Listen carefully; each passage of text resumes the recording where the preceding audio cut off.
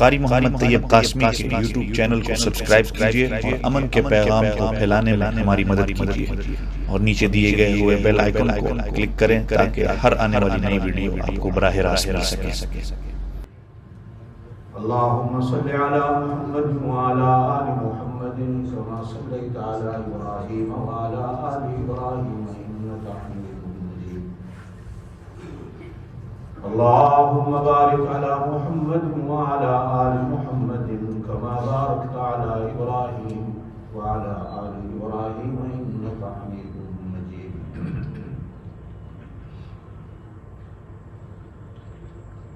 جس ماہ مبارک سے آج کل ہم گزر رہے ہیں، اسلامی کیلنڈر کا یہ 11واں مہینہ ہے جس کو ذوالقعدہ کہا جاتا ہے۔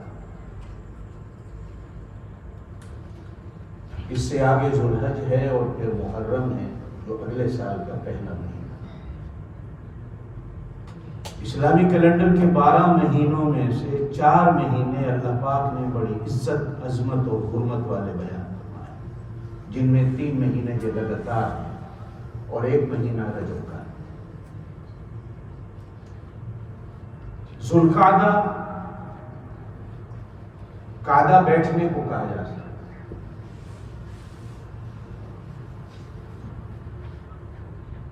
یہ واجب بھی ہے اور فرض بھی ہے۔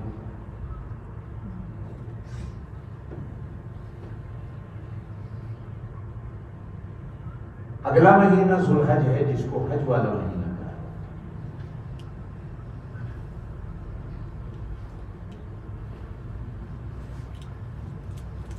ذوالقعدہ ادھر سے حج والے مہینے کے ساتھ ہے اور محرم کا مہینہ ادھر سے حج والے مہینے کے ساتھ ہے، گویا کہ یہ پڑوسی ہیں تینوں مہینے۔ اور حج والے مہینے کی برکت سے اللہ پاک نے ذوالقعدہ کو بھی عزت دی ہے اور حج والے مہینے کی برکت سے اللہ پاک نے محرم کو بھی عزت دی۔ سورہ توبہ میں 10ویں سپارے میں ہے ان عدت الشہور عند اللہ 12 شہرا فی کتاب اللہ، بے شک اللہ کے ہاں مہینوں کی گنتی 12 مہینے۔ اللہ نے کب بنائے وہ بھی قرآن نے کہا کہ یوم خلق السماوات والارض، جس دن اللہ نے زمین و آسمان کو بنایا اسی دن اللہ پاک نے اسلامی کیلنڈر کے 12 مہینے بنا دیے اور پھر فرمایا منہا اربعۃ حرم، ان میں سے 4 مہینے حرمت والے ہیں، عزت والے ہیں، عظمت والے ہیں۔ محرم، صفر، ربیع الاول، ربیع الثانی، جمادی الاول، جمادی الثانی، رجب، شعبان، رمضان، شوال، ذوالقعدہ، ذوالحج، یہ 12 مہینے اللہ کے بنائے ہوئے ہیں۔ چیت، بیساکھ، جیٹھ، ہاڑ، ساون، بھادو، اسوج، کارتک، ماگھ، پوہ، ماہ، پھاگن، یہ ہندی کیلنڈر کے 12 مہینے۔ جنوری، فروری، مارچ، اپریل، یہ انگلش کیلنڈر کے 12 مہینے۔ یہ 2022 چل رہا ہے، ہندی کا بھی اسی طرح کچھ سال ہوگا، کتنے ہزار سال۔ لیکن جو اسلامی کیلنڈر کے 12 مہینے ہیں، جس دن اللہ نے زمین و آسمان کو بنایا، اب کسی کے پاس تاریخ نہیں کہ اللہ نے زمین و آسمان کو کب بنایا، نہ ہی کہیں قرآن و سنت میں اس کی مدت ملتی ہے کہ کتنی صدیاں گزر گئی۔ اسی دن سے اللہ پاک نے 12 مہینے بنائے۔ اب اگلا سوال ہوتا ہے کہ ان 12 مہینوں کے نام کس نے رکھے؟ عربی تو شروع ہوئی حضرت ابراہیم علیہ السلام کے، اور یہ 12 کے 12 مہینوں کے نام عربی میں ہیں۔ تو اکثر مفسرین نے لکھا ہے کہ جو 12 مہینوں کو بنانے والا ہے اسی نے ہی ان 12 مہینوں کو نام دیا ہے۔ یہ دنیا کا دستور ہے کہ جو چیز بنانے والا بناتا ہے اس کا نام بھی وہی رکھتا ہے۔ اچھا، مزے کی بات یہ ہے کہ ان 4 مہینوں میں جو عزت اور عظمت والے ہیں، آپ بھی حیران ہوں گے، میں بھی حیران ہوتا ہوں کبھی کبھی، اللہ نے ان میں رمضان نہیں رکھا، حالانکہ رمضان ان سارے مہینوں سے شان والا۔ اللہ پاک نے ان 12 مہینوں میں سے 4 مہینوں میں ربیع الاول کو نہیں رکھا، جو ربیع الاول ہم یوں کہتے ہیں کہ سارے مہینوں کا بادشاہ مہینہ ہے، ان 4 مہینوں میں ربیع الاول کا ذکر بھی نہیں۔ ان 4 مہینوں کو اللہ پاک نے حرمت والا، آپ مکے میں جاتے ہیں، اللہ آپ کو لے جائے، وہاں جو مسجد ہے اس کو بھی مسجد حرام کہا جائے، اور یہ 4 مہینے بھی اسی حرام سے حرمت والے بنتے ہیں۔ اور حرمت کا معنی علماء نے عزت بھی کی ہے، عظمت بھی کی ہے، اور شرف بھی کیا ہے، اور بزرگی بھی کیا ہے۔ خیر، میں ذوالقعدہ پہ بات نہیں کرتا، میں ذی الحج چونکہ آنے والا ہے، اسی سلسلے میں کچھ باتیں آپ حضرات کے سامنے رکھنا چاہوں گا۔ قرآن پاک کی ایک چھوٹی سی سورت ہے سورہ فجر، میں نے اس کی 1-2 آیات کا سہارا لیا ہے آپ کے سامنے کچھ کہنے کو۔ دعا ہے کہ اللہ مجھے کچھ کہنے کی توفیق دے، اور پھر اللہ پاک آپ کو اور مجھے اس پہ عمل کی توفیق بخشے۔ کسی وقت میں آپ کی اس مسجد میں شاید 2000 میں یا 2001 میں 1-2 مہینے امام رہا، ہانگ کانگ سے آیا تھا، پھر میں واپس ہانگ کانگ چلا گیا۔ اتفاقاً آیا ہوا تھا تو کل اشرف بھائی سے ٹیلی فون پہ رابطہ ہوا، تو میں نے جمعہ پڑھا دے تو میں چلیں جمعہ کو حاصل ہو جاتا ہوں۔ ارشاد خداوندی ہے بسم اللہ الرحمن الرحیم والفجر، اللہ فرماتے ہیں وقت فجر کی قسم۔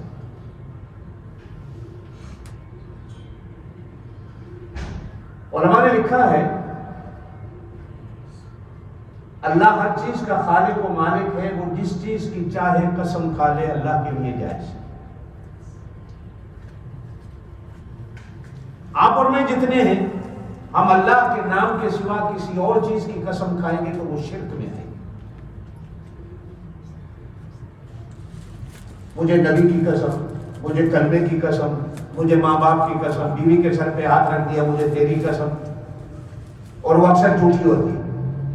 بچوں کے سر پہ ہاتھ رکھ دیا مجھے تمہاری قسم، قرآن کی قسم، کعبے کی قسم، مدینے کی قسم، یہ ساری قسمیں ہمارے لیے جائز نہیں، ہمارے لیے صرف ایک قسم ہے، تو قرآن پاک میں فرمایا کہ وہ صرف اللہ کے نام، اللہ جس چیز کی چاہے قسم کھائے اللہ کے لیے جائز۔ اور اللہ پاک بھی قسم کیوں کھاتے ہیں؟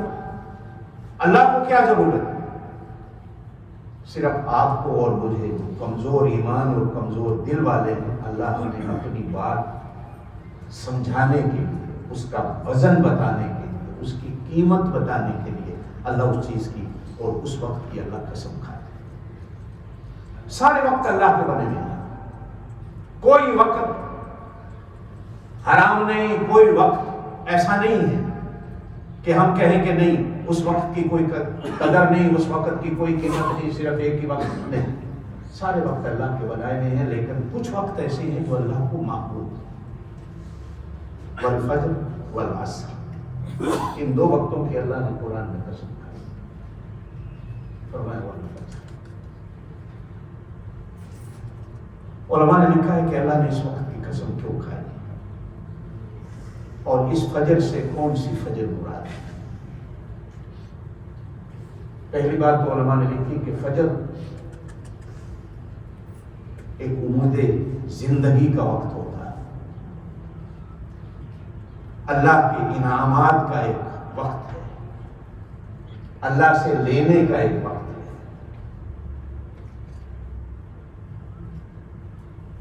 نور کا ایک وقت ہے، روشنی کا ایک وقت ہے۔ اللہ کے بندے کو روشنی دکھائی دیتی ہے، اور روشنی بھی اللہ کی نعمتوں میں سے ہے۔ حدیث پاک میں فرمایا گیا کہ آدم علیہ السلام کو اللہ پاک نے جنت سے جب زمین پر بھیجا تو جنت میں تو نہ رات ہوتی ہے نہ دن ہوتا ہے۔ قرآن میں بھی فرمایا کہ لا شمسن ولا زمہریرا، جنت میں نہ رات کا اندھیرا ہوگا اور نہ دن کی روشنی ہوگی۔ نبی پاک صلی اللہ علیہ وسلم سے پوچھا گیا یا رسول اللہ، زور سے کہہ دیں صلی اللہ علیہ وسلم، جنت میں موسم کون سا ہوگا؟ ارشاد فرمایا جیسے فجر کا وقت ہوگا، جنت میں ہمیشہ کچھ روشنی ہوگی کچھ اندھیرا، لا شمسن نہ دھوپ ہوگی ولا زمہریرا نہ اندھیرا۔ جنت میں رہتے ہوئے آدم علیہ السلام نے نہ کبھی رات دیکھی نہ کبھی دھوپ دیکھی۔ زمین پہ آئے تو اتفاق ایسا ہے آئے ہی رات کو اللہ نے آسمان سے جب بھیجا ہے، کہا جاتا ہے کہ آدم علیہ السلام کا پہلا قدم ہندوستان کی زمین پر آیا۔ میں اس تفسیر میں نہیں جاؤں گا کہاں ہے، آج بھی لوگوں میں مشہور ہے کہ آدم علیہ السلام کی قبر مبارک جو ہے وہ بھی سری لنکا کے علاقہ میں، اور اس پر مورخین نے مہر بھی لگائی ہے کہ واقعی صحیح، اور جہاں ان کے قدم لگے وہ بھی ہندوستان کی سرزمین۔ آدم علیہ السلام سے پہلے زمین پر کوئی انسان آباد نہیں، اس لیے کہ جب وہ زمین پہ آئے تو پھر اللہ پاک نے ان کی اولاد کو پھیلا، تو رات کے اندھیرے میں جب زمین پر آئے تو ساری رات ڈرتے رہے۔ بے شک نبی تھے، لیکن خوف کا آنا یہ انسانی فطرت ہے۔ موسیٰ علیہ السلام کے واقعے کو قرآن نے بخوبی بیان کیا ہے کہ جب اللہ پاک نے ان کی لاٹھی کو سانپ بنا دیا تو اللہ نے کہا پکڑو، اب موسیٰ علیہ السلام ڈرنے لگے، کیسے پکڑوں، یہ تو سانپ ہے۔ تو ارشاد خداوندی ہوا وَلَا تَخَفْ، ڈر نہیں، سَنُعِيدُهَا سِيرَتَهَا الْأُولَىٰ، تیرے ہاتھ میں آئے گا تو ہم دوبارہ اس کو لاٹھی بنا دیں۔ فطرت، اندھیرا کبھی دیکھا نہیں تھا۔ آپ اور میں بھی جو جنت کی لندن کی روشنیوں میں بیٹھے ہوئے ہیں، اپنے گاؤں میں جاتے ہیں، لوڈ شیڈنگ ہوتی ہے، لائٹ نہیں ہے، گلیاں ٹوٹی پھوٹی ہیں، بارش کا پانی فلڈ اور سیلاب بن کر بہ رہا ہے گلیوں میں، آدمی چلے کیسے؟ ایک خوف، ایک ڈر پیدا ہے، کیا ہوگا؟ مال کا بھی، جان کا بھی۔ ساری رات ڈرتے گزر گئی، خوف میں گزر گئی کہ میں آ کہاں گیا، اللہ نے مجھے بھیجا کہاں ہے۔ صبح صادق طلوع ہوئی، تھوڑی سی روشنی نظر آئی تو آدم علیہ السلام نے سوچا یہ تو جنت کا موسم مل گیا، فوراً سجدے میں گر گئے۔ حدیث پاک میں فرمایا گیا کہ 2 سجدے کیے، ایک رات کا اندھیرا اور خوف کے جانے پر، اور ایک روشنی کے نظر آنے پر۔ وہ 2 سجدے اللہ کو ایسے مقبول ہوئے کہ جناب نبی کریم علیہ السلام کو آپ کی امت کے لیے قیامت تک کے لیے فجر کی نماز ضروری قرار دے دی کہ تمہارے دادا نے اس وقت سجدے کیے تھے، تم بھی اس وقت سجدہ کیا۔ یہ ایک نور کا وقت ہے۔ میں جس دیہات میں، جس گاؤں میں رہتا ہوں، ملتان، پنجاب، پاکستان میں، ہو سکتا ہے آپ بھی، ہمارے ہم پنجاب میں صبح کے وقت کو لوگ کہتے ہیں یہ نور پیر کا بیلا ہے۔ یہ عام طور پر پنجابی زبان میں یہ نور پیر کا بیلا ہے۔ نور کی تو سمجھ آتی تھی کہ یہ اللہ کے نور کا وقت ہے، اب پیر کی سمجھ نہیں آتی تھی کہ فجر کا وقت تو اللہ کا ہے، یہ پیر کہاں سے اندر آ گیا۔ وقت بنانے والا اللہ، وقت کی رفتار کو چلانے والا اللہ، تو یہ پیر کہاں سے آ گیا۔ تو میرے حضرت شیخ پیر ذوالفقار احمد صاحب نقشبندی، اللہ ان کی زندگی لمبی کرے، وہ فرمایا کرتے تھے کہ اصل مقصد یہ ہے کہ نور پیر کے ویلے کا مطلب یہ ہے کہ اللہ کا بھی ہے اور پیر کے بتائے ہوئے وظیفے کرنے کا بھی یہ وقت ہے۔ اس لیے لوگ کہہ دیتے ہیں کہ یہ نور پیر کا ویلا ہے، کہ جو لوگ کسی پیر سے بیعت ہوتے ہیں تو پیر ان کو جو ذکر و اذکار بتاتے ہیں ان کو کرنے کا وقت وہی فجر کا ہوتا ہے، اس لیے اس کو نور پیر کا ویلا ہے۔ والفجر، ایک اردو کے شاعر نے بڑا عجیب شعر کہا ہے، صبح پھولوں پہ گرتی ہے شبنم اس لیے، صبح پھولوں پہ گرتی ہے شبنم اس لیے کہ پتا پتا کرے یاد باوضو تیری۔ اللہ درختوں کے پتوں پر صبح کے وقت شبنم کو اتار کر ان کو بھی وضو کرا کر اپنی حمد و ثنا اور اپنی عبادت کی توفیق دے۔ اور ایک حدیث میں فرمایا گیا ہے کہ کوئی اللہ کی مخلوق ایسی نہیں جو وقت فجر میں اللہ کو حضور سجدہ دے، کوئی بھی مخلوق۔ اور یہ قرآن میں بھی کہ وہ سجدہ کیسے کرتی ہے وہ مخلوق جانے اور خالق جانے، الم تر ان اللہ یسجد لہ من فی السماوات ومن فی الارض، زمین و آسمان کی کوئی چیز ایسی نہیں جو اللہ کے حضور سجدہ کرے. والشمس والقمر والنجوم والجبال والشجر والدواب، جانور بھی، درخت بھی، ستارے بھی، چاند بھی، سورج بھی، ہر ایک اللہ کی مخلوق اس وقت اللہ کی.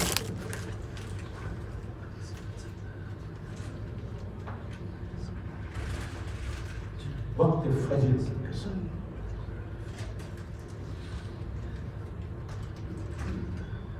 ہمارے ہاں اسلامی کیلنڈر میں ہمارا جو دن ہوتا ہے وہ سورج کے غروب ہونے سے شروع ہو جاتا ہے. انگریزی کیلنڈر رات کے 12 بجے شروع ہوتا ہے. ہندو کا کیلنڈر بھی صبح شروع ہوتا ہے. نہ وہ رات کے 12 بجے شروع ہوتا ہے، نہ رات مغرب کے بعد شروع ہوتا ہے. ہمارا مغرب کے بعد شروع ہوتا ہے چاند کی تاریخ سے. چاند نکلتا ہے تو ہماری پہلی ہوتی ہے یسألونک عن الأہلہ. میرے نبی آپ سے لوگ پوچھتے ہیں یہ چاند کیا ہے؟ قل فرما دیجئے ہی مواقیت، یہ ٹائم ٹیبل ہے، یہ کیلنڈر ہے للناس، لوگوں کی. ہمارا کیلنڈر مغرب کی نماز سے شروع ہو جاتا، گویا کہ ہماری فجر اگلا دن جو ہے وہ مغرب سے شروع ہو جاتا. ہمارے کیلنڈر کے سال میں ایک رات ایسی آتی ہے کہ جو پچھلے دن کے ساتھ ہوتی ہے، اگلے دن کے ساتھ ہوتی ہی نہیں. ہماری ہر رات مغرب سے شروع ہو جاتی ہے، لیکن سال میں ایک رات ایسی آتی ہے جو مغرب سے شروع ہی نہیں ہوتی، بلکہ وہ رات گنی ہی نہیں جاتی، اگلا دن آ جاتا. اور نبی پاک صلی اللہ علیہ وسلم نے ارشاد فرمایا کہ وہ دن جس دن سے پہلے اس کی رات نہیں ہوتی، ہر دن کی رات پہلے ہوتی ہے لیکن اس دن کی رات پہلے ہوتی ہی نہیں. وہ دن 12 مہینوں کے تمام دنوں میں سے اللہ کے ہاں سب سے زیادہ مقبول ہے.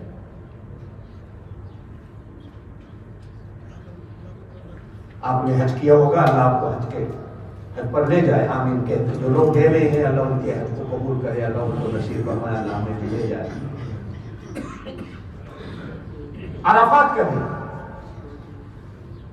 حاجی تو مغرب کے وقت عرفات سے نکلتا ہے مزدلفہ جانے، ایسا ہی ہے جو حضرات گئے. لیکن شریعت کا مسئلہ ہے کہ اگر کوئی حاجی دن کو نہیں آ سکا عرفات میں تو یہ ساری رات جو ہے یہ اگلے دن کی نہیں ہے، یہ اسی دن کی ہے. یہ ساری رات کسی بھی وقت 2 منٹ کے لیے بھی عرفات میں آ جائے، چونکہ ابھی مزدلفہ شروع نہیں ہوا. مزدلفہ شروع ہوتا ہے نماز فجر کے بعد. آپ صلی اللہ علیہ وسلم نے مزدلفہ میں جو وقوف کی نیت کی، آپ صلی اللہ علیہ وسلم نے فجر کے بعد کی، فجر سے پہلے نہیں کی. رات میں کسی بھی وقت اگر وہ دن کو نہیں آ سکا، الحج عرفہ، حج عرفات میں جانے کا نام ہے. مینا میں مزدلفہ میں جانا آگے فقہا کا ہے، کسی نے اس کو واجب کہا، کسی نے اس کو سنت کہا. حج کے فرائض میں عرفات میں جانا بڑا فرض ہے. اب وہ دن کو نہیں جا سکا جو عرفہ کا دن ہے، اس کو رات کو ٹائم ملا، وہ رات کو بھی چلا جائے، 2 منٹ کے لیے بھی چلا جائے فجر سے پہلے تو شریعت کہتی ہے اس کا عرفہ قبول ہو جائے گا، اس کا حج بھی قبول ہو جائے گا. اب یہ رات پیچھے نہیں گئی. اب دوسرا جو دن آتا ہے مزدلفہ کا، یہ دن قربانی کا بھی ہے، یہ دن شیطان کو رمی کرنے کا بھی ہے، یہ دن سر اڑانے کا بھی ہے، یہ دن احرام کو کھولنے کا بھی ہے. نبی پاک صلی اللہ علیہ وسلم نے ارشاد فرمایا بے شک عرفہ کا دن اگر کوئی روزہ رکھتا ہے تو 1 سال جو گزر گیا اس کے بھی گناہ معاف، جو آنے والا سال ہے پیشگی اللہ پاک اعلان فرما دیتے ہیں کہ ہم نے آئندہ آنے والے سال کے بھی تیرے گناہوں کو معاف کر دیا.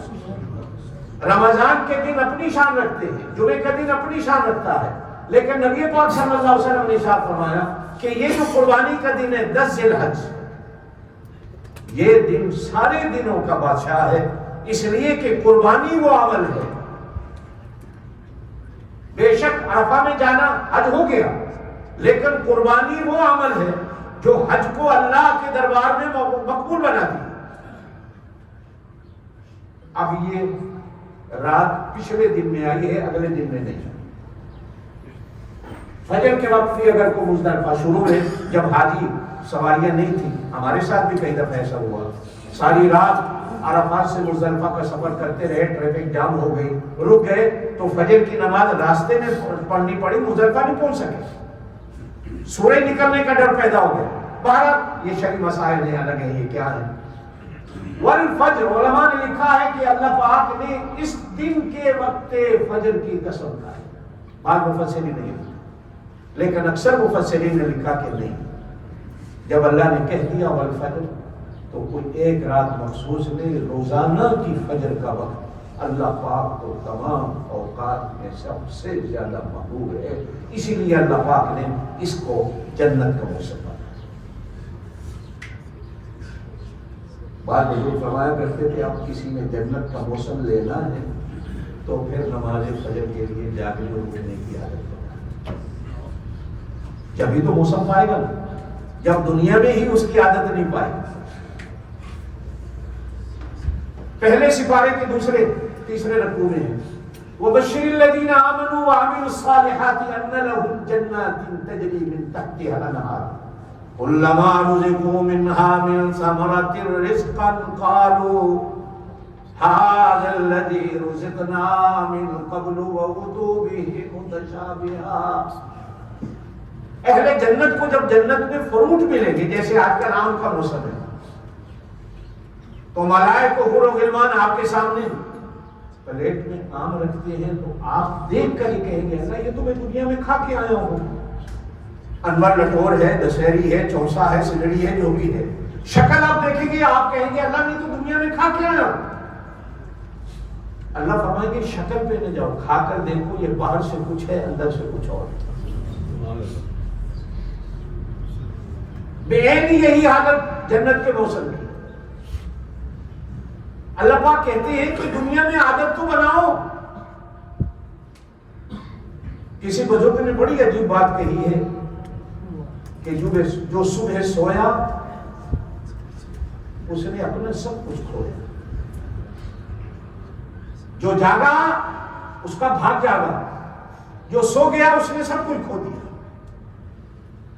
نبی پاک صلی اللہ علیہ وسلم نے ارشاد فرمایا فجر کی وقت کی نماز منافق پر بھاری ہو.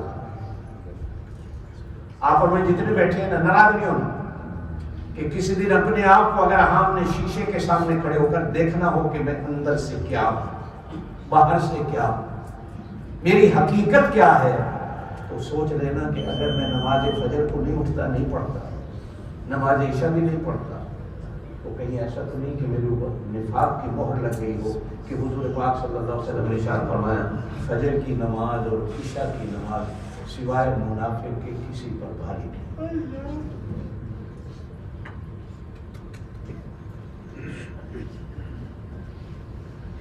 ایک حدیث میں جناب نبی کریم علیہ السلام نے ارشاد فرمایا یہ جو ذی الحج کے 10 دن آئے ہیں، فرمایا رمضان المبارک کے دنوں کے برابر یہ دن شامل.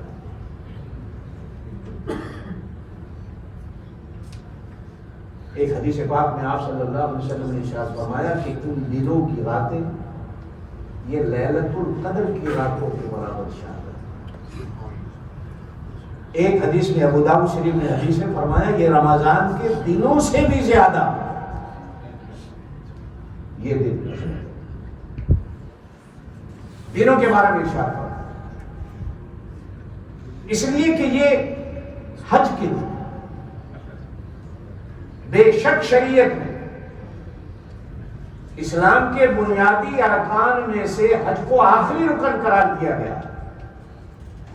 لیکن شان مرتبے اور درجے کے لحاظ سے کبھی کبھی نبی پاک صلی اللہ علیہ وسلم نے حج کو تمام ارکان سے افضل بھی بیان فرمایا،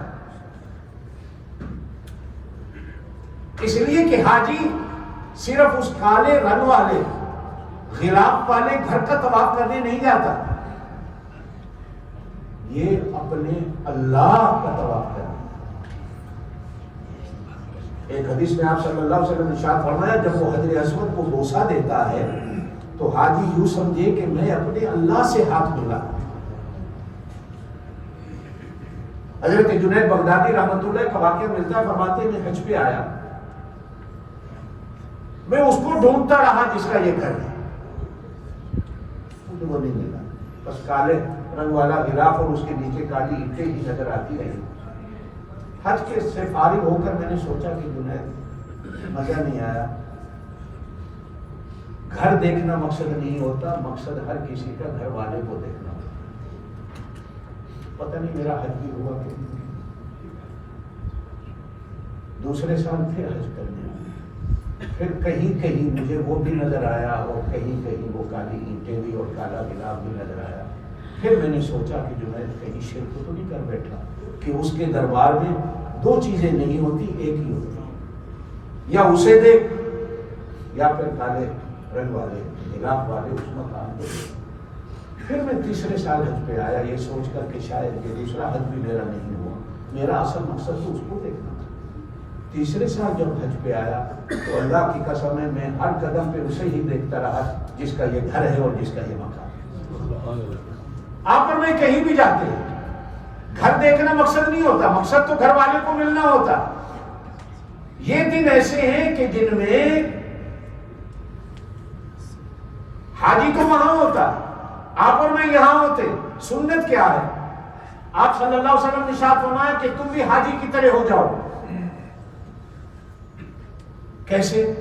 فرمایا وہ بھی نہ ناخن کاٹتا ہے نہ بال کاٹتا ہے، جب تک احرام نہیں کھولے تک قربانی نہیں کر لے۔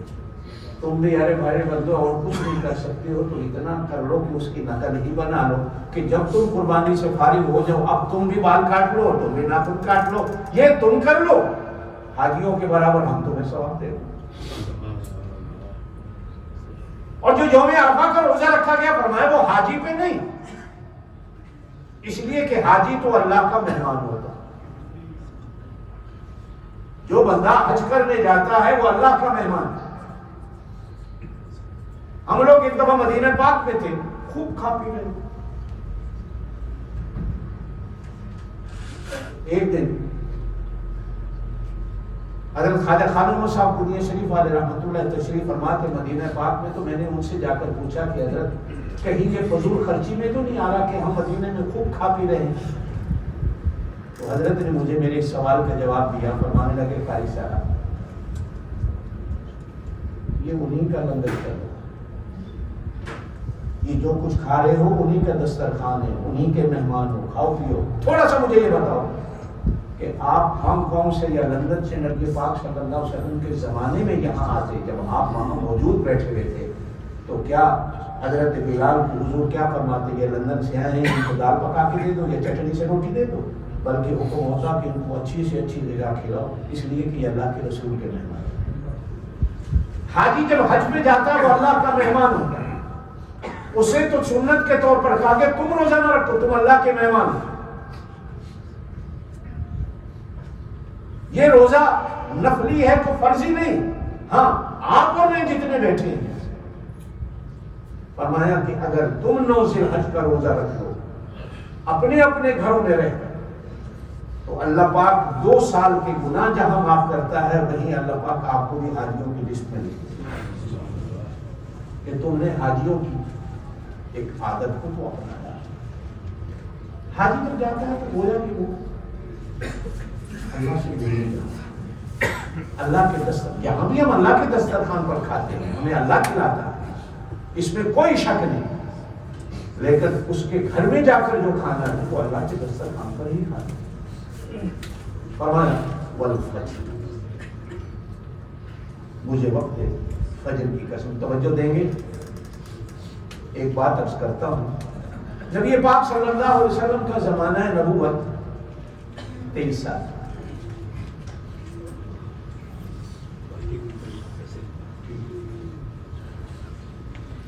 توجہ میری طرف دے کہ آپ صلی اللہ علیہ وسلم کا زمانہ نبوت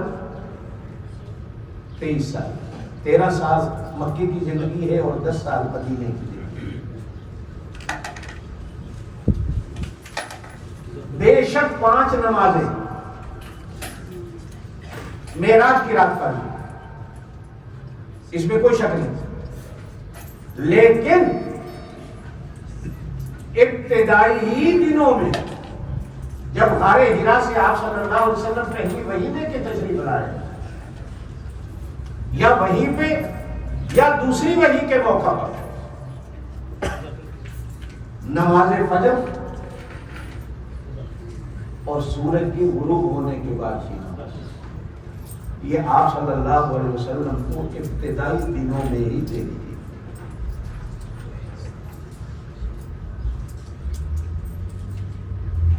مشہور ہے، آپ نے بھی سنا ہو. آپ صلی اللہ علیہ وسلم نے خود فرمایا جبرائیل امین آئے، پاؤں مارا، زمین سے پانی نکلا، مجھے وضو کا طریقہ سکھایا. پھر جبرائیل امین نے 2 رکعت پڑھ کر مجھے بتایا کہ ایسے نماز پڑھنی ہے. فجر کی نماز آپ صلی اللہ علیہ وسلم کو پہلی ملی. فرض کا آرڈر جو ہے وہ معراج کی رات ہے. اس پورے 23 سالہ زمانہ نبوت میں آپ صلی اللہ علیہ وسلم کی صرف 2 بار نماز فجر قضا ہوئی. کتنی دفعہ؟ وہ بھی قرآن و سنت میں بتایا گیا کہ اللہ نے خود کروائی. یہ نہیں کہ آپ صلی اللہ علیہ وسلم نے قضا، اللہ نے کروائی. ایک غزوہ سے واپس ہوئے، فوجیوں سے کہا، سپاہیوں سے کہا، صحابہ سے کہا سو جاؤ. سب سو گئے، آپ بھی سونے لگے. تو حضرت بلال سے فرمایا بلال ساری رات جاگنا ہے اور صبح ہمیں نماز کے لیے جگانا. حضرت بلال بھی ساری رات جاگتے رہے. اللہ کی شان ہے، جب نماز فجر کا وقت آیا تو جیسے ماں لوری دیتی ہے بچے کو، فرشتے آئے، انہوں نے ایسی لوری دی، ٹھنڈی ہوا چلائی کہ حضرت بلال بھی سو گئے. سورج نکلا، سورج کی شعائیں چہرہ نبوت پہ پڑی. زور سے کہتے صلی اللہ علیہ وسلم ہے. سورج نکلا، بلال کو بلا. بلال آنکھوں کو منتے منتے حاضر خدمت کیے. کہا بلال تمہاری ذمہ داری تھی، ہمیں نہیں جگایا، کیا ہوا؟ عرض کی جس نے آپ کو سلایا اس نے مجھے بھی سلا دیا. میں سویا نہیں، مجھے سلا دیا گیا. اتنے میں جبرائیل امین تشریف لائے. کہا کہ اللہ کہتے ہیں بلال کو ہم نے سلایا، اس لیے سلایا کہ اب فجر کی نماز کو قضا کرو تاکہ قیامت تک آنے والی امت کو پتہ چل جائے نماز قضا ہو جائے تو اس کو ادا کیسے کرنا ہے. اگر قضا نہ ہوتی تو آپ اور میں جو کمزور مسلمان ہیں ایمان والے، تو ہم اپنی نماز کو کیسے ادا کریں؟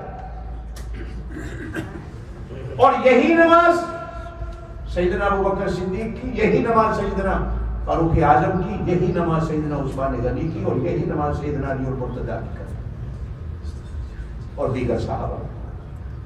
اللہ نے آپ کی اور میری طرح نہیں کہ 12-1 بجے تک ہم بیٹھے رہے، ٹی وی دیکھتے رہے، گپے لگاتے رہے.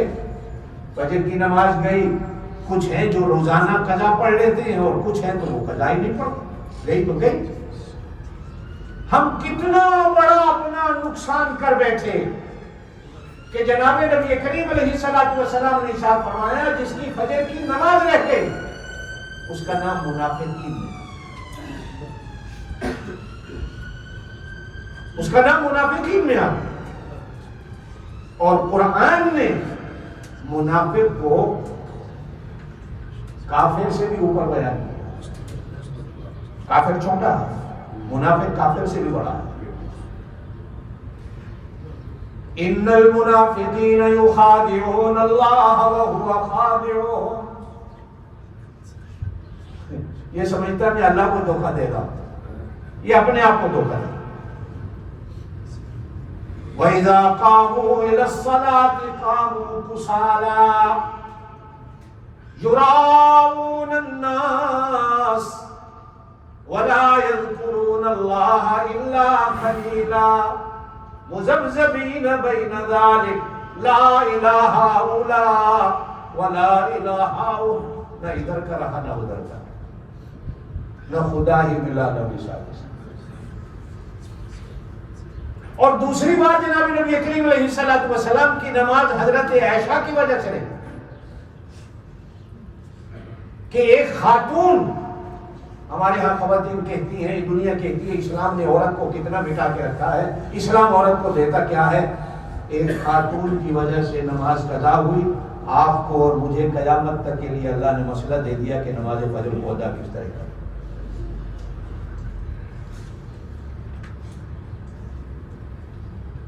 خیمے میں ہے, نماز فجر کا وقت ہو گیا, پانی نہیں ہے کہ وہاں وضو کر کے سارے صحابہ نماز ادا کریں, پانی 1-2 میل دور ہے. آپ صلی اللہ علیہ وسلم نے صحابہ سے کہا سواریوں کو تیاری کرو, آگے چل کے نماز پڑھیں گے, وضو بھی کریں گے. اتنے میں آپ خیمے میں تشریف لائے, ایسے لیٹے. ام المؤمنین سیدہ عائشہ رضی اللہ تعالیٰ عنہا حضور کے سینے پر سر رکھ کے سو گئی,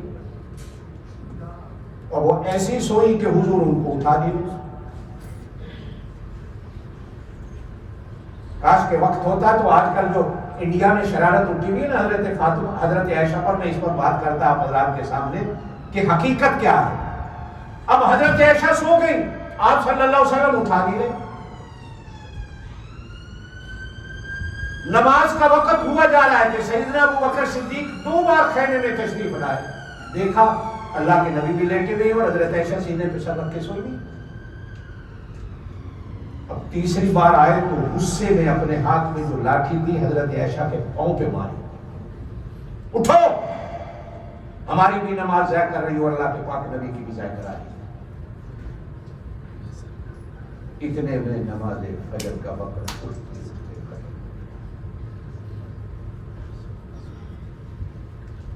جبرائیل امین کہا کہ اللہ کہتے ہیں ہم نے سلا دیا, ہم نے جان بوجھ کر سلایا.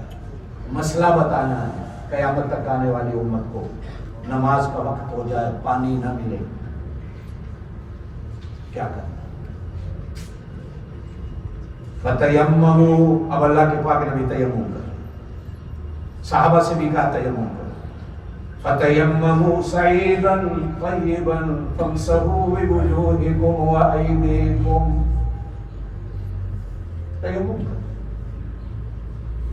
تیمم کیا ہے؟ آپ وضو کی ضرورت ہے, غسل کی ضرورت ہے, پانی نہیں مل رہا, یا ڈاکٹر نے کہا کہ پانی میں ہاتھ ڈالو گے تو بیمار ہو جاؤ گے, یا پانی تو ہے لیکن برف ہے, اتنا ٹھنڈا ہے کہ میں مرتا ہوں. پانی ہے لیکن لینے جاتا ہوں تو راستے میں دشمن ہے, کوئی شیر ہے, کوئی سانپ ہے, جان کا خطرہ ہے. تو شریعت کہتی ہے مٹی پر 3 بار بسم اللہ کہہ کے ہاتھ مارو. مٹی تو نہیں لگی, پھونک مارو. جتنا حصہ منہ کا وضو میں دھوتے ہو 3 بار ہاتھ کرے, پھر 3 بار مٹی پر ہاتھ مارو.